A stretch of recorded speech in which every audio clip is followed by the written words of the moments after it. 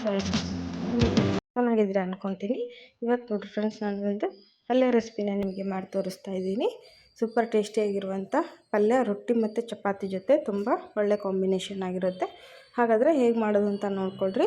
ಈ ಪಲ್ಯ ರೆಸಿಪಿ ನಿಮಗೆ ಇಷ್ಟ ಅನಿಸಿದ್ರೆ ನಮ್ಮ ಚಾನಲ್ಗೆ ಸಬ್ಸ್ಕ್ರೈಬ್ ಮಾಡ್ಕೊಳ್ರಿ ಮತ್ತು ಫ್ಯಾಮಿಲಿ ಫ್ರೆಂಡ್ ಜೊತೆ ಶೇರ್ ಮಾಡ್ಕೊಳ್ರಿ. ಸಬ್ಸ್ಕ್ರೈಬ್ ಮಾಡಿ ಬೆಲ್ ಐಕಾನನ್ನು ಪ್ರೆಸ್ ಮಾಡೋದನ್ನು ಮರಿಬೇಡಿ. ತುಂಬ ಸಿಂಪಲ್ಲಾಗಿ ಕಡಿಮೆ ಇಂಗ್ರೀಡಿಯೆಂಟ್ಸನ್ನು ಬಳಸ್ಕೊಂಡು ಈ ಪಲ್ಯನ ನಾವು ಬೇಗನೆ ಮಾಡ್ಕೋಬೋದು. ಇಲ್ಲಿ ನೋಡ್ರಿ, ನಾನು ಹೀರೆಕಾಯಿ ಪಲ್ಯನ ಮಾಡೋದು ತೋರಿಸ್ತಾ ಇದ್ದೀನಿ.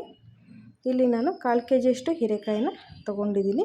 ಇದನ್ನು ಮೇಲಿನ ಸಿಪ್ಪೆ ಎಲ್ಲ ತೆಗೆದುಬಿಟ್ಟು ನೀಟಾಗಿ ವಾಶ್ ಮಾಡಿಕೊಳ್ರಿ. ಈಗ ಇದನ್ನು ನಾವು ಸಣ್ಣಗೆ ಕಟ್ ಮಾಡ್ಕೊಂಬರೋಣ. ನೋಡಿ, ಈ ಥರ ಕಟ್ ಮಾಡಿಕೊಳ್ರಿ. ಇದಕ್ಕೆ ನಾನಿಲ್ಲಿ 2 ಉಳ್ಳಾಗಡ್ಡಿನ ತೊಗೊಂಡಿದ್ದೀನಿ ಮತ್ತು 1 ಟೊಮ್ಯಾಟೋನ ತೊಗೊಂಡಿದ್ದೀನಿ.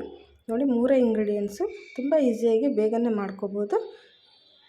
ತುಂಬ ಚೆನ್ನಾಗಿ ಟೇಸ್ಟ್ ಬರುತ್ತೆ.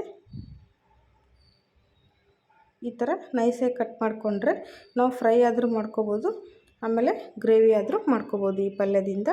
ಈಗ ನಾನಿಲ್ಲಿ ಪಲ್ಯ ಮಾಡೋದಕ್ಕೆ ಕಡಾಯಿನ ಬಿಸಿ ಮಾಡೋಕ್ಕೆ ಇಡ್ತಾಯಿದ್ದೀನಿ. ಕಡಾಯಿ ಬಿಸಿ ಆದಮೇಲೆ ಇದಕ್ಕೆ 2 ಸ್ಪೂನಷ್ಟು ಎಣ್ಣೆನ ಹಾಕಿ, ಎಣ್ಣೆ ಚೆನ್ನಾಗಿ ಬಿಸಿ ಆಗಲಿ.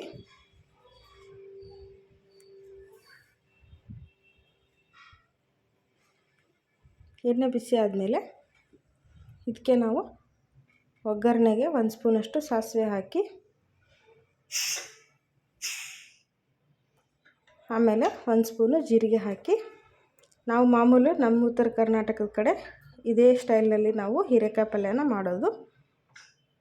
ಇದಕ್ಕೆ ಒಗ್ಗರಣೆಗೆ ಕರಿಬೇವನ್ನ ಹಾಕ್ತಾಯಿದ್ದೀನಿ ನಾನು. ಆಮೇಲೆ ಹೆಚ್ಚಿಟ್ಕೊಂಡಂಥ ಉಳ್ಳಾಗಡ್ಡಿ ಮತ್ತು ಟೊಮ್ಯಾಟೋನ ಸಹಿತ ಹಾಕಿ ಫಸ್ಟು ಉಳ್ಳಾಗಡ್ಡಿ ಹಾಕಿ ಫ್ರೈ ಮಾಡಿರಿ. ಯಾಕಂದರೆ ಉಳ್ಳಾಗಡ್ಡಿ ಚೆನ್ನಾಗಿ ಫ್ರೈ ಆದರೆ ಪಲ್ಯ ತುಂಬ ಟೇಸ್ಟಿಯಾಗಿ ಬರುತ್ತೆ. ಹಾಗಾಗಿ ಫಸ್ಟು ಉಳ್ಳಾಗಡ್ಡಿನ ಫ್ರೈ ಮಾಡಿಕೊಡ್ರಿ. ಸ್ವಲ್ಪ ಕೆಂಪಿಗೆ ಫ್ರೈ ಆಗಲಿ. ಹಸಿ ಬಿಸಿ ಇದ್ದರೆ ಟೇಸ್ಟ್ ಚೆನ್ನಾಗಿರಲ್ಲ ತಿನ್ನೋಕ್ಕೆ. ಈಗ ನೋಡಿರಿ, ನಾನಿಲ್ಲಿ ಪಲ್ಯಕ್ಕೆ ಏನೇನು ಹಾಕ್ತಾಯಿದ್ದೀನಿ ಅಂದರೆ ಖಾರದ ಪುಡಿ ತೊಗೊಂಡಿದ್ದೀನಿ, ಆಮೇಲೆ ಗುರಾಳ ಪುಡಿ ತೊಗೊಂಡಿದ್ದೀನಿ 1 2 ಸ್ಪೂನು, 1 ಸ್ಪೂನಷ್ಟು ಅರಿಶಿನ ಪುಡಿನ ತೊಗೊಂಡಿದ್ದೀನಿ. ಈಗ ಉಳ್ಳಾಗಡ್ಡಿ ಚೆನ್ನಾಗಿ ಫ್ರೈ ಆಗಿದೆ. ಇದಕ್ಕೆ ನಾನು ಕಟ್ ಮಾಡಿ ತೊಗೊಂಡಂಥ ಟೊಮ್ಯಾಟೋನ ಹಾಕ್ತಾಯಿದ್ದೀನಿ. ಟೊಮ್ಯಾಟೊ ಕೂಡ ಚೆನ್ನಾಗಿ ಫ್ರೈ ಮಾಡಿಕೊಳ್ರಿ, ಸಾಫ್ಟಾಗಿ ಫ್ರೈ ಆಗಲಿ. ಈಗ ಇದಕ್ಕೆ ಕಟ್ ಮಾಡ್ಕೊಂಡಂಥ ಹೀರೆಕಾಯಿನ ಸಹಿತ ಹಾಕ್ತಾಯಿದ್ದೀನಿ.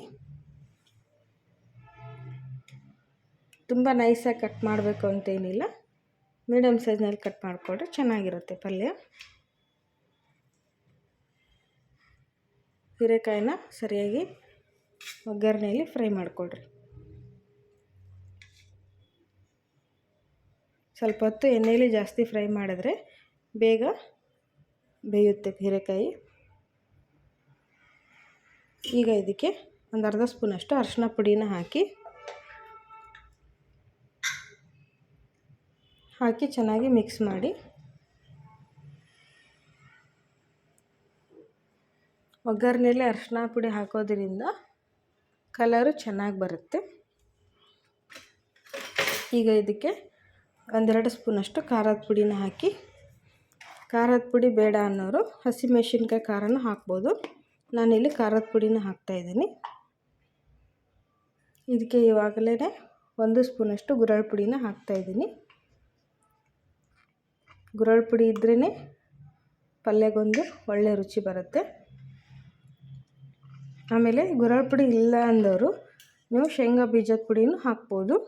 ಶೇಂಗಾ ಹುರಿದ್ಬಿಟ್ಟು ಮಿಕ್ಸರ್ಗೆ ಹಾಕ್ಕೊಂಡು ಪುಡಿ ಮಾಡಿಕೊಡ್ರಿ, ಅದನ್ನು ಸಹಿತ ನೀವು ಇದಕ್ಕೆ ಯೂಸ್ ಮಾಡ್ಬೋದು. ತುಂಬ ಟೇಸ್ಟಿಯಾಗಿ ಬರುತ್ತೆ. ಈಗ 1 2 ನಿಮಿಷ ಇದರಲ್ಲೇ ಫ್ರೈ ಆಗಲಿ ಚೆನ್ನಾಗಿ. ಈಗ ಇದಕ್ಕೆ ರುಚಿಗೆ ತಕ್ಕಷ್ಟು ಉಪ್ಪನ್ನು ಹಾಕ್ತಾಯಿದ್ದೀನಿ. ಉಪ್ಪು ಹಾಕಿ ಮತ್ತೆ ಒಂದು ಸರಿ ಮಿಕ್ಸ್ ಮಾಡಿ. ಉಪ್ಪು ಚೆನ್ನಾಗಿ ಎಲ್ಲ ಕಡೆ ಸ್ಪ್ರೆಡ್ ಆಗೋ ಥರ ಮಿಕ್ಸ್ ಮಾಡಿರಿ. ಈಗ ಇದಕ್ಕೆ ಪಲ್ಯ ಕುದಿಯೋದಕ್ಕೆ 1 ಅರ್ಧ ಕಪ್ಪಷ್ಟು ನೀರನ್ನು ಹಾಕ್ತಾಯಿದ್ದೀನಿ. ಜಾಸ್ತಿ ನೀರು ಹಾಕೋಕ್ಕೆ ಹೋಗ್ಬಿಡಿ, ತುಂಬ ನೀರಾದರೆ ಪಲ್ಯ ರುಚಿ ಬರಲ್ಲ. ಅದು ಹೀರೆಕಾಯಿ ಕುದಿಯೋಷ್ಟು ಮಾತ್ರ ಹಾಕಿ. ಹಾಕಿ ಕುದಿಯೋಕ್ಕೆ ಬಿಟ್ಬಿಡಿ. 1-2 ನಿಮಿಷ ಚೆನ್ನಾಗಿ ಕುದೀಲಿ. ಆಮೇಲೆ ನೋಡಿರಿ, ಹೀರೆಕಾಯಿ ಒಂದು ಪೀಸ್ ತೊಗೊಂಡು ನೋಡಿರಿ, ಕುದ್ದಿದೆ ಅಂದಮೇಲೆ ಫ್ಲೇಮನ್ನು ಆಫ್ ಮಾಡಿಬಿಡಿ. ಕರೆಕ್ಟಾಗಿ ಬಾಯ್ಲ್ ಆಗಿದ್ದರೆ ಮೇಲ್ಗಡೆ ಈ ಥರ ಎಣ್ಣೆ ತೇಲ್ ಬರುತ್ತೆ ಒಗ್ಗರಣೆಗೆ ಹಾಕಿದ್ದು, ಆವಾಗ ಸರಿಯಾಗಿ ಬೆಂದಿದೆ ಅಂತ ಅರ್ಥ.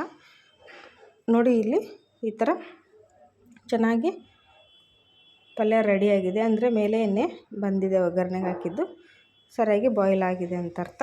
ಇವಾಗ ಇದನ್ನು ನೋಡಿರಿ ಹೇಗೆ ಬಂದಿದೆ ಅಂಥೇಳಿ. ಸೂಪರ್ ಟೇಸ್ಟಿಯಾದಂಥ ಸಿಂಪಲ್ ಆಗಿರುವಂಥ ಹೀರೆಕಾಯಿ ಪಲ್ಯ ರೆಡಿಯಾಗಿದೆ. ಸರ್ವ್ ಮಾಡಿ, ರೊಟ್ಟಿಗಾದ್ರೂ ತಿನ್ನಿ, ಚಪಾತಿಗಾದ್ರೂ ತಿನ್ನಿ, ಸೂಪರಾಗಿರುತ್ತೆ. ರೈಸ್ ಜೊತೆ ಸೈಡ್ ಡಿಶ್ ಆಗು ನಾವು ಇದನ್ನು ಯೂಸ್ ಮಾಡ್ಬೋದು. ಆಗುತ್ತೆ ನೋಡಿರಿ, ಇಷ್ಟ ಅನಿಸುತ್ತೆ ಲೈಕ್ ಆ್ಯಂಡ್ ಶೇರ್ ಮಾಡ್ಕೊಂಡು ಧನ್ಯವಾದಗಳು.